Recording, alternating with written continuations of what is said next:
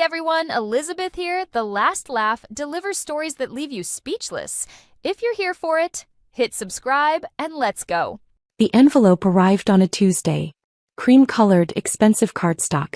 My parents' 35th anniversary celebration. I knew what it would say before I opened it. Family only. You've made your choices. My phone buzzed immediately.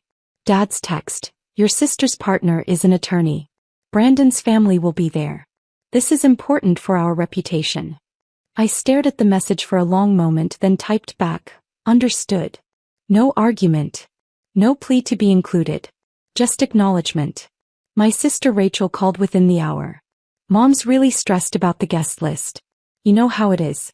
Brandon's parents are very traditional. Having you there would just complicate things. It's fine, Rachel. You're not upset? Why would I be upset? She paused. I don't know. I just thought, never mind. It's probably for the best anyway. You'd be bored. It's all Dad's business partners and our family friends. Makes sense, I said calmly. Well, I'll send you pictures. She wouldn't. We both knew that. The comparison started when I was 12 and Rachel was 10. She made honor roll. I made honor roll too, but somehow hers mattered more. She joined debate team. I joined robotics club. Hers was prestigious. Mine was quirky. By high school the narrative was set. Rachel was going to Yale for pre-law. I was interested in computers and business stuff. Dad's words said with a dismissive wave. Emily's always been a bit unconventional, Mom would explain to relatives. Code 4, disappointing. Rachel graduated summa cum laude. I graduated valedictorian from a state school nobody had heard of. Her graduation got a party with 200 guests. Mine got a dinner at Olive Garden. We already spent so much on Rachel's, Mom explained. And you understand, her achievement was more significant. I understood perfectly. Rachel went to Columbia Law. I started working remotely for a tech company. She got an apartment in Manhattan that Dad co-signed for. I got a studio I paid for myself. When are you going to do something real with your life? Dad asked during one of our increasingly rare phone calls. Rachel's on partnership track. You're just typing on a computer. I like what I do. It's not serious work, Emily. It's not building anything. I didn't argue. There was no point. What he didn't know, what none of them knew, was that I'd been building something for 7 years. Something significant. Something that would change everything. It started small. I was 22 working as a junior developer at a fintech startup. I saw inefficiencies everywhere. In payment processing, in small business lending, in financial data analytics. I started building solutions. First, a payment optimization tool I sold to 3 local businesses. Then a lending risk assessment algorithm that a regional bank licensed. Then a complete financial management platform for mid-sized companies. By 25 I had incorporated Carter Financial Technologies. By 27 we'd secured our first major client, a Fortune 500 company paying $2.3 million annually for our services. By 29, we had 47 enterprise clients and had acquired 2 smaller competitors. I never told my family. Why would I? They'd made it clear that nothing I did would ever measure up to Rachel's legal career. They'd probably just find some way to diminish it. Oh, Emily has some little internet business. You know how those things are, here today, gone tomorrow. Besides, I'd learned something valuable from being overlooked for so long. People underestimating you is a strategic advantage. Kept my lifestyle modest. Same studio apartment. Same 10-year-old Honda.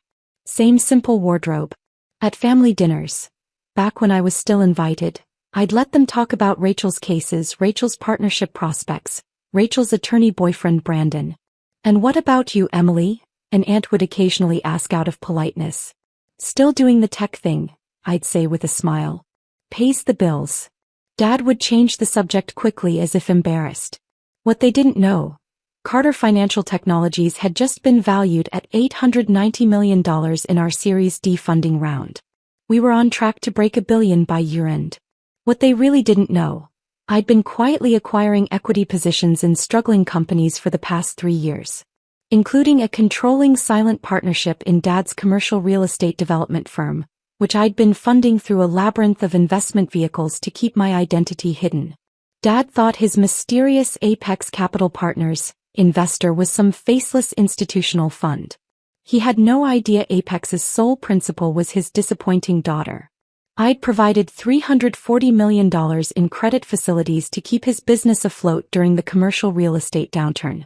Without that capital, he would have lost everything 18 months ago. But I stayed silent. I watched. I waited. The anniversary party was the last straw, though I didn't show it. 3 weeks before the event, Mom called. "Emily, we need to talk about the anniversary party." "Okay." Rachel thinks, and we agree, that it might be better if you didn't attend. Silence on my end. "It's nothing personal. It's just that Brandon's family will be there, and you know how important this relationship is for Rachel's future. His father is a senior partner at one of the most prestigious firms in the state. Brandon's on the partner track himself." "I understand." "You do." He sounded surprised. She'd probably expected me to fight. "Of course. It's your celebration. You should have whoever you want there." "Well, good. I'm glad you're being mature about this. You've always been so sensitive." I almost laughed. I hadn't been sensitive in years. I'd been strategic. "One more thing," Mom continued. "We're going to tell people you couldn't make it because of work. Sounds better than, well, you understand." "Sure, Mom." "You're not upset?" "Why would I be upset?" After we hung up, I sat in my office, the real one in the corner suite of our downtown headquarters, and made a decision. I'd been patient for 7 years. I'd let them exclude me, diminish me, erase me from the family narrative while I quietly built an empire they couldn't imagine. But there's a difference between strategic patience and letting people walk all over you forever. It was time for the truth to come out. Not because I needed their validation, I'd stopped needing that years ago, but because they needed to understand exactly who they'd been dismissing all these years. I called my CFO Marcus Chin. "Remember that credit facility we extended to Anderson Development? Your father's company?" "Of course. I want to invoke the early termination clause. Full repayment, 30-day notice. And Marcus? I want it delivered in person. At my parents' anniversary party." There was a pause. "Are you sure about this, Emily?" "Completely sure. This will essentially force them into immediate restructuring.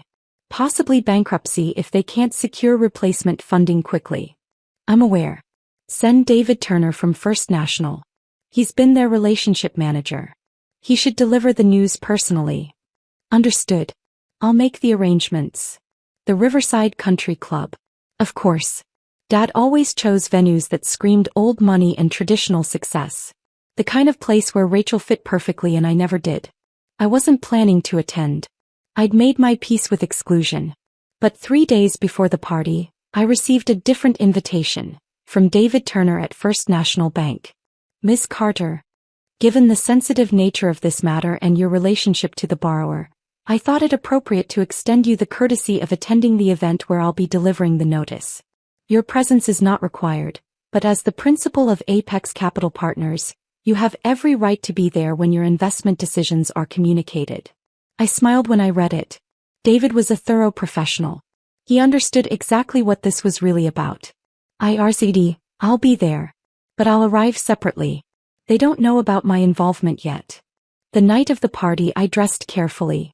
Not the designer gown Rachel would wear. I wasn't trying to compete on her terms. Just a simple black cocktail dress, elegant but understated. The same style I wore to board meetings. I arrived at 7:45 p.m., 15 minutes after the official start time. Late enough that everyone would be there.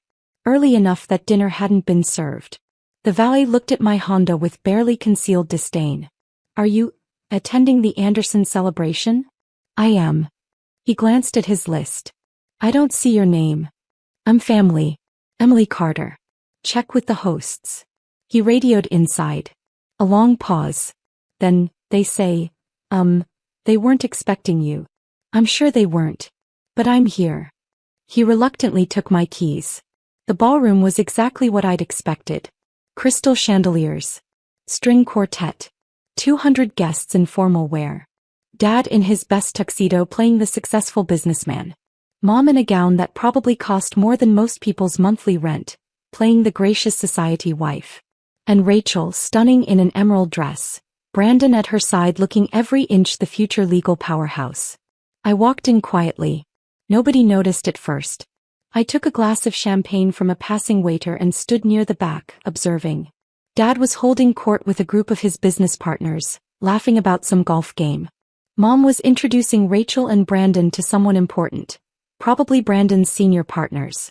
Then Rachel saw me. Her face went white. She grabbed Brandon's arm and whispered something. He looked over, confused. Rachel made a beeline toward me, Mom close behind. Emily. Rachel's smile was rigid. What are you doing here? Hello, Rachel. You both look lovely. You weren't invited, Mom hissed quietly. We specifically said. I know what you said. I decided to come anyway. This is inappropriate, Rachel said. Brandon's family is here. We told you. I'm aware. Your partner is an attorney. His parents are important. This celebration is about maintaining appearances. I sipped my champagne calmly. Don't worry. I'm not here to cause a scene. Then why are you here? Mom demanded. I have business to attend to. Business? What business could you possibly? Mom stopped mid-sentence, distracted by something behind me. Dad had noticed me. His face darkened. He excused himself from his conversation and strode over, Brandon's father following. Emily. His voice was cold. You need to leave. Now. Hello, Dad. Happy anniversary. I'm serious. You're not welcome here. You received the invitation. I received the exclusion. Yes. But I have just as much right to be here as anyone. You have no right. This is a private event. For family. I thought I wasn't family anymore. You made your choices. Isn't that what the invitation said? Rachel grabbed my arm. Emily, please. You're embarrassing yourself. Just go. I gently removed her hand. I'm not embarrassed, Rachel. I'm not embarrassed at all. Brandon stepped forward, using his lawyer voice. Ms. Carter, as your family has indicated they don't wish for you to be here, you are now trespassing at a private event. I strongly suggest you leave voluntarily before we're forced to involve security. I looked at him. This man my sister was going to marry, who'd never even met me before tonight but was already threatening me with legal action to impress his future in-laws. Noted, counselor. Dad turned to the club manager who'd appeared at the commotion. Please escort my daughter out. The manager looked uncomfortable. Mr. Anderson, perhaps we could. That's when David Turner walked in. David Turner was exactly what you'd expect from a senior bank president. Distinguished, perfectly tailored suit, the kind of presence that commanded attention. He walked directly to our group, ignoring the stares from other guests. Mr. Anderson. Mrs. Anderson. He nodded politely. Then he turned to me. Miss Carter. Thank you for being here. Dad's face shifted to confusion. David? What are you doing here? This is a family celebration, not a business. I'm afraid it is business, Mr. Anderson. Quite urgent business. David opened his briefcase and removed a formal document. I'm here on behalf of First National Bank and your primary credit facility provider, Apex Capital Partners. The blood drained from Dad's face. What? Why? Our payment schedule is current. Yes, but Apex has decided to invoke the early termination clause in your credit agreement. This letter formally notifies you of the full recall of the $340 million credit facility. Full repayment is required within 30 days, as stipulated in Section 7.3 of your agreement. What? Dad grabbed the letter. This is insane. We can't possibly. Why would they do this? We've been perfect clients. You'll need to discuss that with Apex's principal. David glanced at me. Dad didn't notice. He was scanning the document frantically. This will destroy us. We have $280 million deployed in active projects. We can't liquidate in 30 days. I need to call them. I need to speak with whoever runs Apex. You're speaking to her, David said calmly. Everyone froze. What? Dad looked up from the letter. Apex Capital Partners is a single-member LLC. The sole principal and decision-maker is standing right here. David gestured to me. Miss Emily Carter. The silence was absolute. Dad stared at me. That's not. You can't. I can, I said quietly. I've been your silent partner for 3 years, Dad. Every dollar that saved your business during the commercial real estate crash came from me. Every bridge loan, every credit extension, every emergency capital injection. That was me. Mom actually swayed. Rachel caught her arm. That's impossible, Rachel whispered. You do something with computers. I'm the founder and CEO of Carter Financial Technologies.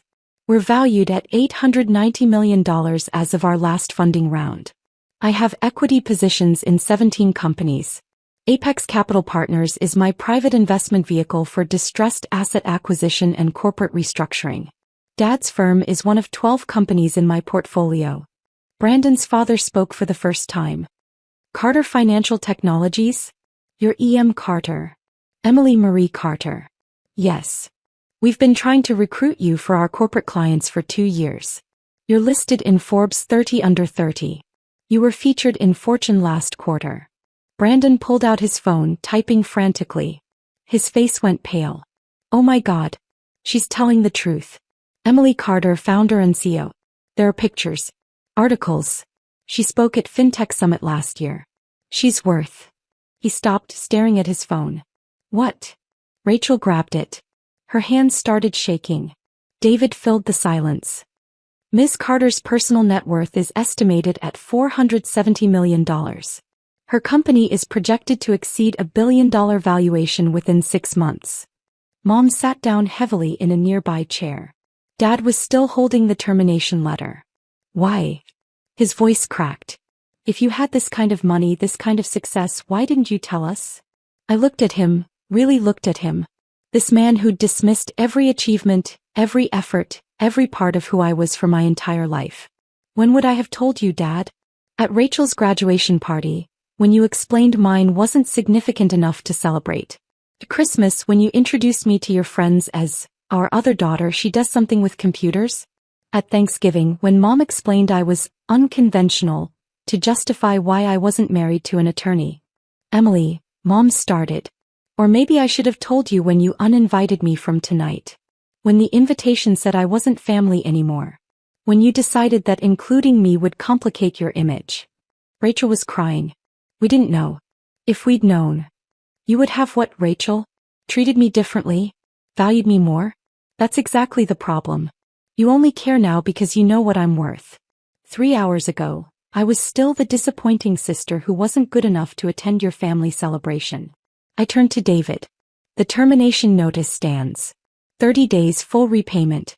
If Anderson Development can't meet the obligation, we'll move to structured liquidation as outlined in the credit agreement. Understood, Ms. Carter. Dad found his voice. Emily, please. We can discuss this. We're family. You can't just. Family only, Dad. You've made your choices. I quoted his own words back to him. Those were your exact words on the invitation. I didn't mean. You meant exactly what you said. You've always meant it. I just finally decided to believe you. Brandon's father stepped forward. Ms. Carter, I apologize for my son's behavior earlier. He didn't understand the situation. I hope. There's nothing to apologize for, Mr. Shaw. He was defending his future family. I understand completely.